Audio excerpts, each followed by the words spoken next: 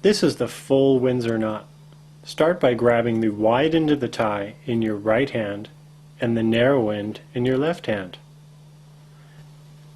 Start by crossing the wide end of the tie in front of the narrow end. And then take the wide end up through the loop around your neck, behind the narrow end of the tie. Once you pull this through, you want to end up on the left side of the tie. Now again, grab the wide end of the tie and cross it behind the narrow end, ending on the right side.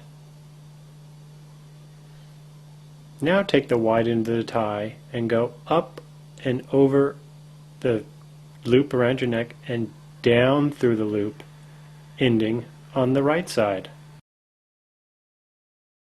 Now cross the wide end in front of the narrow end and come up and under the loop around your neck. And then once you pull the tie out, now come down through the loop in the front of the tie.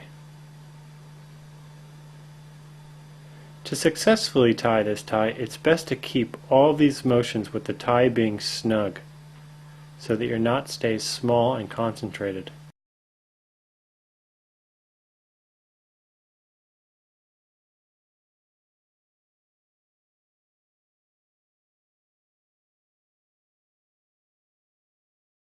Hello and welcome to my tutorial for this, the rose knot. Something that I came up with after trying to find something that didn't just look like a triangle. Let me show you how it's done. The first step is to pop your collar and get a tie, as with any tie knot. The next is to bring the tie so that the fat end rests at your waist. So I think you can see that, but trust me, it's there. Then you want to put a dimple in it, like so, and you're ready to go. And this is because this tie is a little different, so much as you actually have to wrap around the thin end, as opposed to the, where'd it go? The fat end, here. So you just saw the first move here, and that is to just bring it around like that. Then you want to move that thin end and pass it through the top while holding the dimple. That makes sure that it's nice and good. Then you end up with this triangle thing, and that is the base for the rest of the knot. So you want to pass the tie over that and then up. The second weird thing is that you actually have to then reopen that so that you can put your finger through it like that, and then bring the tie through that.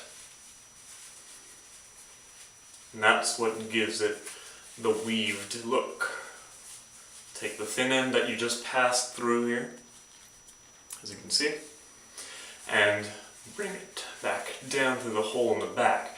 Now you're going to need to tighten this mess up, and the way you do that is that you pull down on the right side of the triangle. That brings in this here.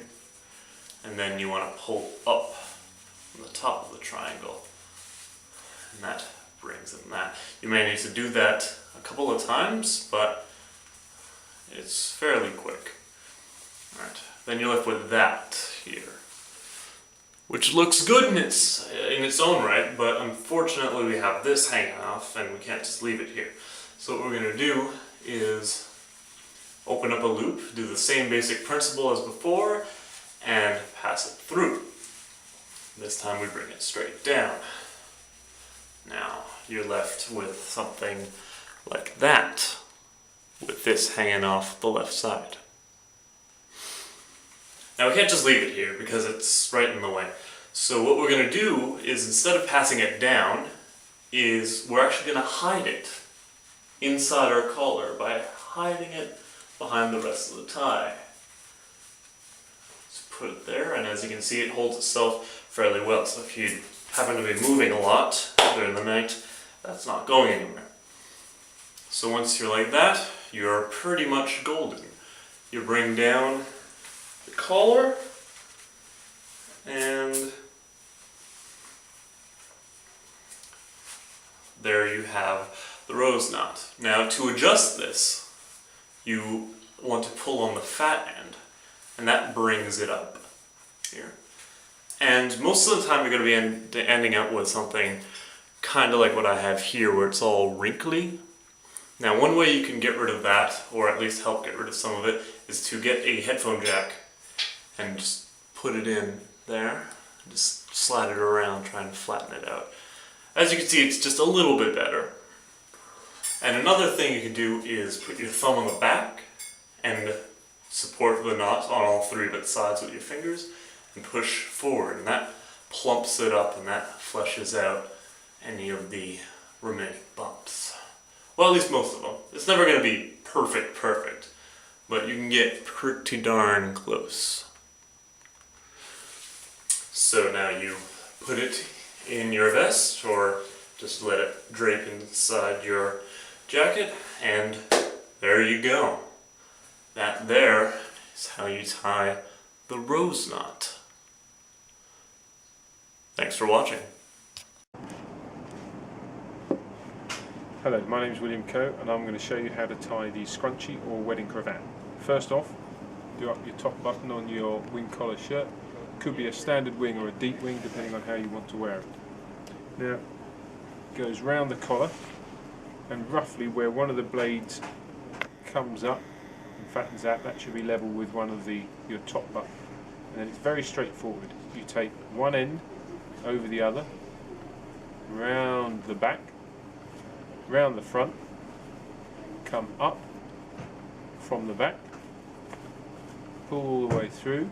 Try not to pull the knot too tight, because you want a nice big ruffled knot. You take the shorter blade, push it through the front, pull down, and then just pull up to cover your top button. You might need to look in the mirror at this point or get someone to help you. And don't worry about the blade lengths, because they'll all be tucked under the waistcoat that will come up at least to here.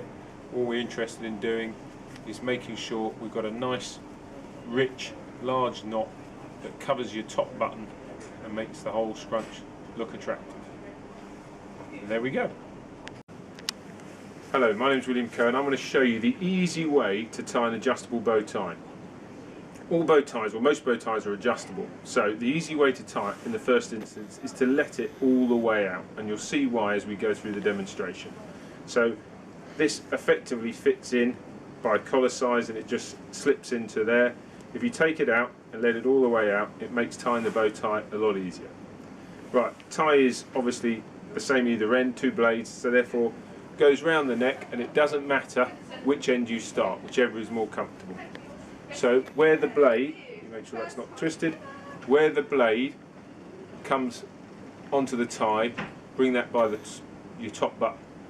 Then all you do is take long over short and take your long up. Pull tight. Forget your long.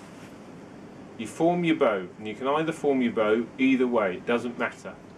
You form your bow like that, and then you drop your long over the front. By doing so, you create a hole here. That is where you need to pass the bow tie through.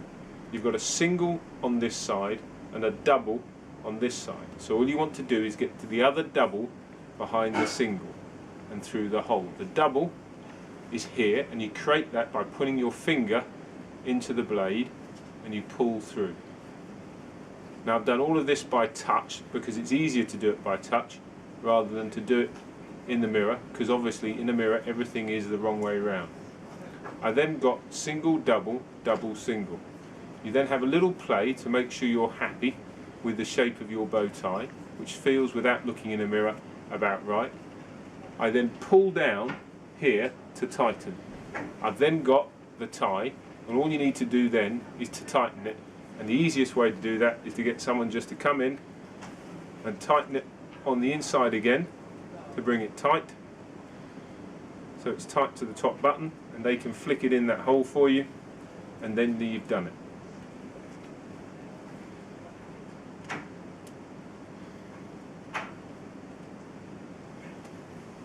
There we go. Bring that round to the front. Make sure the wing is over the bow, covering the top button. There you go.